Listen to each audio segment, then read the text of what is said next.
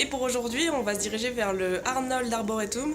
C'est un parc et on devrait pouvoir faire voler le drone là-bas, donc c'est ça qui va être super chouette.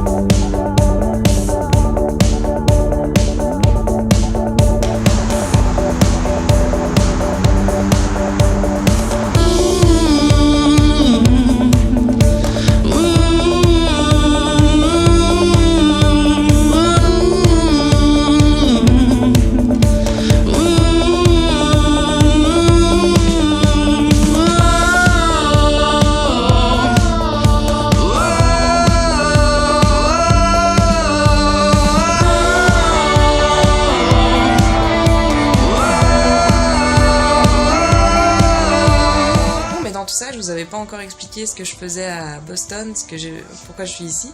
En fait, je suis venue avec mon entreprise HubSpot, et parce qu'il y a un ensemble de conférences en ce moment qu'ils organisent, qui s'appelle Inbound. Ça rassemble à peu près 20 000 personnes, et il y a des speakers plutôt incroyables. Cette année, on va voir Michelle Obama. Donc j'ai envie de vous montrer aussi un peu à quoi ça ressemble, tout ça.